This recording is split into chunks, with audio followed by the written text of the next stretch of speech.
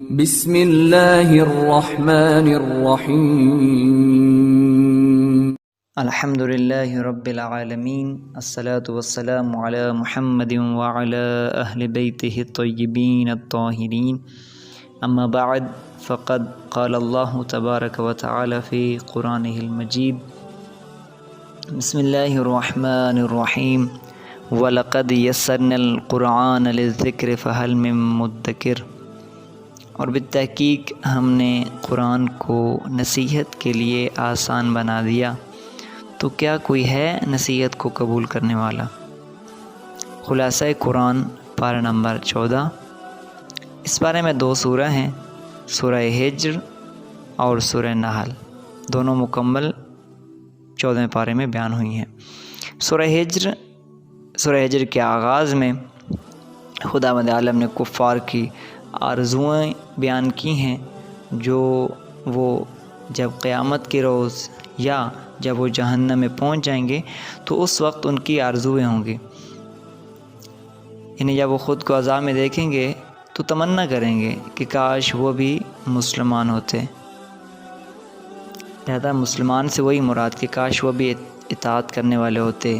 سر تسلیم خم کرنے والے ہوتے۔ تو خداوند عالم رسول سے ارشاد فرما رہا ہے کہ ابھی انہیں چھوڑ دیجئے کہ یہ کھائیں اور مزے کریں، اور طویل آرزوئیں انہیں غافل بنا دیں گی۔ یعنی طویل آرزوؤں سے مراد یہ ہے کہ لمبی لمبی خواہشیں،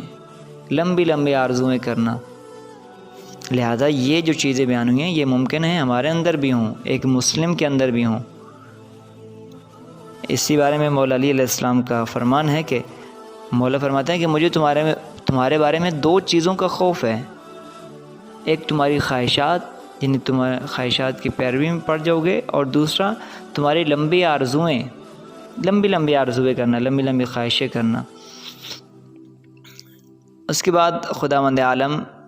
قرآن کی حفاظت کے بارے میں ارشاد فرما رہا ہے کہ اِنَّا نَحْنُ نَزَّلْنَا الذِّكْرَ وَإِنَّا لَهُ لَحَافِظُونَ، یعنی بے شک ہم نے یہ قرآن نازل کیا اور ہم ہی اس کی حفاظت کرنے والے ہیں۔ یعنی یہ قرآن اب تک لفظ بلفظ محفوظ ہے، حتیٰ کہ طرز و طریقہ بھی وہی ہے جو آج سے 1400 سال پہلے رسول اکرم پیش کر گئے تھے۔ اس کے بعد خداوند عالم اپنے رسول کو اور مومنین، جو ہم پہلے بھی بیان کر چکے کہ کچھ افراد ایسے ہوتے تھے، بلکہ تقریباً تمام رسولوں کے ساتھ یہی دعویٰ رہا ہے کہ اگر تم سچے ہو، اگر تم نبی ہو خدا کی طرف سے، تو کوئی فرشتہ نازل کرو تب ہم ایمان لائیں گے۔ اب مومنین بھی کہتے تھے رسولوں سے کہ آپ خدا سے کہیے کہ وہ کسی فرشتے کو نازل کر دے تو ہم تاکہ یہ بھی ایمان لے آئیں۔ اب رسول اکرم کو خدا کی طرف سے وحی ہوئی کہ ارشاد ہے وَلَوْ فَتَحْنَا عَلَيْهِمْ بَابًا مِّنَ السَّمَاءِ فَظَلُّوا فِيهِ يَعْرُجُونَ۔ اب یہ فرشتے نازل کرنے سے بھی ایک اگلا مرحلہ خدا بیان کر رہا ہے۔ اگر ہم ان پر آسمان کا کوئی دروازہ بھی کھول دیں اور وہ روز روشن میں اس پر چڑھتے چلے جائیں، یعنی وہ تمام عجائب جو ان کی آنکھوں پر پردے پڑے ہوئے ہیں ان پر ظاہر ہو جائیں، اب اتنا ہونے کے باوجود لقالوا، پھر بھی یہ کہیں گے انما سکرت ابصارنا بل نحن قوم مسحورون، یعنی اس کے بعد بھی یہ کہیں گے، یعنی ان کا آسمان کے دروازے ان کے لیے کھول دی جائیں اور یہ ان عجائبات کو دیکھیں جو یہ نہیں دیکھ پاتے، ان کو دیکھیں، اس کے بعد بھی یہ کہیں گے ہماری آنکھوں کو یقیناً مدہوش کیا گیا ہے۔ یعنی وہ جب انسان نشے میں ہو تو اس کو مدہوش کہتے ہیں، یعنی یہ مدہوش ہو گیا۔ بل نحن قوم مسحورون، بلکہ ہم پر تو جادو کیا گیا ہے، یعنی اس کے باوجود بھی یہ ایمان نہیں لائیں گے، کہاں کہ یہ فرشتے نازل ہونے کے بعد ایمان لائیں گے۔ اس کے بعد تخلیق حضرت آدم علیہ السلام کا ذکر ہے، اور یہاں پر بیان کیا گیا کہ ہم نے انسان کو گارے سے پیدا کیا۔ اسی طرح اور جگہ پہ بھی بیان ہوا ہے کہ ہم نے انسان کو نطفے سے پیدا کیا، لہذا یہاں پر جو ذکر ہے کہ ہم نے انسان کو غارے سے پیدا کیا ہے، اور یہ جو حضرت آدم کی تخلیق کا قصہ ہے یہ ایک فرد کا نہیں ہے، یعنی یہ جو بیان ہوتا ہے یہ ایک فرد کا نہیں بلکہ پوری انسانیت کا قصہ بیان ہوتا ہے کہ ہم نے انسان تجھے گارے سے پیدا کیا، تجھے مٹی سے پیدا کیا۔ اس کے بعد بیان ہوتا ہے کہ فرشتوں کو سجدہ کرنے کا حکم ہوا، تمام فرشتے سجدے میں گئے سوائے ابلیس کے، اور وہ مردودوں میں ہو گیا، اور اس نے خدا سے وعدہ کیا اور کہ میں قیامت تک ہر شخص کو گمراہ کروں گا، ہر شخص کو تیرے راستے سے روکوں گا سوائے تیرے مخلص بندوں کے، کہ وہ ان پر میں اپنا تسلط نہیں جما سکتا۔ اس کے بعد 3 قصے بیان ہوئے ہیں اس سورہ میں۔ حضرت ابراہیم علیہ السلام کا قصہ کہ ان کو بیٹے کی ولادت کی خوشخبری دی گئی جب کہ آپ کی بیوی بانجھ تھی اور آپ کی عمر بھی زیادہ تھی، لہذا آپ کو تعجب ہوا، تو فرشتوں نے کہا کہ آپ مایوس نہ ہوں، کیونکہ مایوس ہونا گمراہوں کا کام ہے، لہذا کبھی بھی خدا کی رحمت سے مایوس نہیں ہونا چاہیے، وہ سن رسیدہ عمر میں بھی اولاد دے سکتے ہیں۔ اس کے بعد حضرت لوط کا واقعہ جو اس سے قبل ہم بیان کر چکے ان کی قوم کا۔ اس کے بعد قوم سمود، اصحاب ہجر، یہ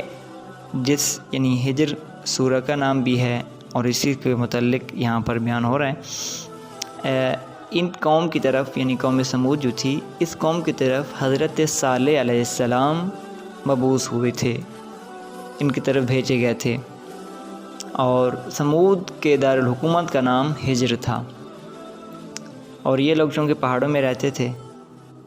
یہیں پر حضرت صالح کا جو معجزہ ہے جو انہوں نے دکھایا تھا بإذن خدا، اونٹنی پہاڑ سے نکالی تھی جو کہ باقی اونٹنیوں کے مقابلے میں زیادہ دودھ دیتی تھی اور یہ حاملہ بھی تھی، لہذا اتنا ایک عجب معجزہ تھا۔ لیکن ان بدبختوں نے، یہ ایسی مشرک اور بت پرست قوم تھی کہ انہوں نے اس معجزے کی بھی کوئی قدر نہیں کی، اور اس اونٹنی کی بھی انہوں نے کونچے کاٹ ڈالیں، اس کے پاؤں کاٹ ڈالے۔ اس کے بعد ایک خوبصورت آیت جو اخلاقی حوالے سے بہت خوبصورت ہے، ارشاد ہے کہ رسول اکرم سے ارشاد ہے کہ لا تمدن عینیک الی ما متعنا، اے رسول آپ اس سامان عیش کی طرف ہرگز نگاہ نہ اٹھائیں، یعنی ان کفار، ان مشرکین کے پاس جو عیش و عشرت کا سامان ہے یا مال و دولت ہے ان کی طرف آپ نگاہ ہی نہ اٹھائیں۔ آج ہمارے لیے بھی یہی سبق ہے کہ اگر ہمارے پاس نہیں ہے اور ایک فرد کے پاس ہے کوئی بھی چیز ہو تو اس کے خدا ارشاد فرما رہا ہے کہ تمہارے ایمان کا تقاضا یہ ہے کہ تم اس کی طرف نگاہ اٹھا کے دیکھو ہی نہیں، نہ تیرے دل میں حسرت ہوگی اور نہ اس کو اپنی بڑائی محسوس ہوگی۔ اس کے بعد تبلیغ کے بارے میں رسول اکرم کو ارشاد ہوا فاصدع بما تؤمر واعرض عن المشرکین، یعنی رسول کی پہلے خفیہ تبلیغ جاری رہی، اس کے بعد جب آشکار تبلیغ کا حکم ہوا تو یہ آیت نازل ہوئی کہ آپ کو جس چیز کا حکم ملا ہے اس کا کھلے الفاظ میں اعلان کر دیں اور مشرکین کی پرواہ نہ کریں۔ انک کفیناک المستہزئین، ہم ان تمسخر کرنے والوں سے نمٹنے کے لیے کافی ہیں۔ پھر خدا پیغمبر کی دلجوئی کر رہا ہے کہ وَلَقَدْ نَعْلَمُ أَنَّكَ يُضِيقُ صَدْرُكَ بِمَا يَقُولُونَ، بالتحقیق ہمیں علم ہے کہ جو کچھ کہہ رہے ہیں، یہ جو آپ کا مذاق اڑا رہے ہیں آپ کی تبلیغ پر، آپ کا یقیناً اس سے دل تنگ ہو رہا ہے، لہذا ہم ان سے نمٹنے کے لیے کافی ہیں، آپ مطمئن رہیے اور اپنے کام کو جاری رکھیے۔ اس کے بعد سورہ نحل اس میں شہد کی مکھی کا ذکر ہے، لہذا اس لیے اس کو سورہ نحل کا نام دیا گیا ہے۔ اس سورہ میں آغاز میں خدا نے اپنی توحید کو بیان فرمایا ہے، اور ایک بہت ہی خوبصورت انداز میں خدا نے اپنی نعمات کو گنوایا ہے، اور اس سے قبل ممکن ہے اس سے قبل بھی موجود ہوں، لیکن مجھے اس سے قبل ایسا نظر نہیں آیا کہ خدا نے اس انداز میں اپنی نعمات کو گنوایا ہو، اور ایک بہت ہی تفصیل اور خوبصورت انداز میں خدا نے نعمات کو بیان فرمایا ہے۔ اور اس کے بعد ان نعمات اگر جن افراد کے پاس موقع ہو وہ انشاءاللہ اس سورہ کی نعمات کو ضرور پڑھیے گا ہمہ ترجمہ۔ پھر ان نعمات کے ارشاد کرنے کے بعد خدا فرما رہا ہے وَإِن تَعُدُّوا نِعْمَةَ اللَّهِ لَا تُحْصُوهَا، اگر تم چاہو بھی تو خدا کی نعمات کو گن نہیں سکتے۔ اس کے بعد ایک قرآن کے بارے میں نظر، ایک مومنین کی نظر اور ایک کفار کی نظر، مشرکین کی نظر۔ ارشاد ہے کہ منافقین سے، کفار سے جب پوچھا جاتا ہے کہ تمہارے رب نے کیا نازل کیا، یعنی یہ قرآن یہ کیا ہے، تو کہتے ہیں، منافقین کہتے ہیں، کفار کہتے ہیں قالوا اساطیر الاولین، کہتے ہیں کہ یہ تو بس اس میں قصے کہانیاں بیان کر دیں خدا نے۔ جب مومنین سے کہا جاتا ہے کہ تمہارے رب نے کیا نازل کیا، کہتے ہیں قالوا خیر،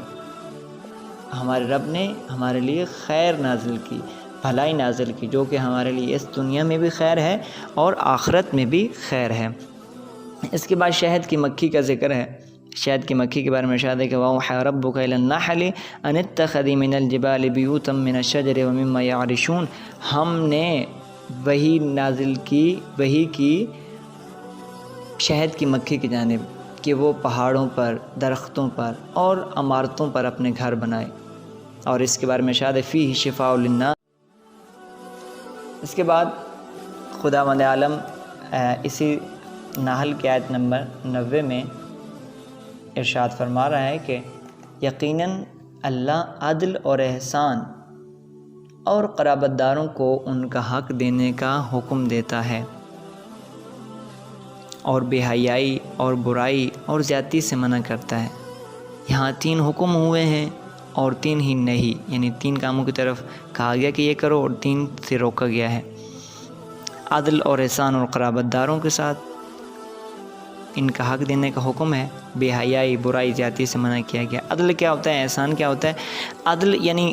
کسی نے آپ پر اگر ظلم کیا ہے تو اس کا بدلہ لیں، یہ عدل ہے۔ لیکن اگر کسی نے آپ پر ظلم کیا ہے اور وہ آ کے معذرت کرتا ہے، آپ اس کو معاف کر دیں، یہ احسان ہے۔ یعنی مقروض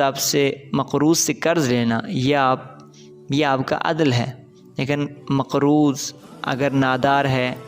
تو اس کو قرض معاف کر دینا، یہ آپ کا احسان ہے۔ اس کے بعد حضرت ابراہیم علیہ السلام کی تعریف بیان کی گئی کہ حضرت ابراہیم زندگی بھر توحید پر خالص رہے ہیں اور اللہ کے فرمانبردار اور شکر گزار رہے ہیں، حتیٰ کہ حضرت محمد صلی اللہ علیہ وآلہ وسلم کو بھی ملت ابراہیمی کی اتباع کرنے کا کہا گیا ہے۔ یعنی توحید سے مراد یہی ہے کہ وہ حضرت ابراہیم ظلم کے خلاف ڈٹے رہے ہیں، ظلم کے خلاف لڑتے رہے ہیں اور خدائے وحدہ لا شریک کی پیروی و اطاعت کرتے رہے ہیں۔ وآخر دعوانا ان الحمد للہ رب العالمین۔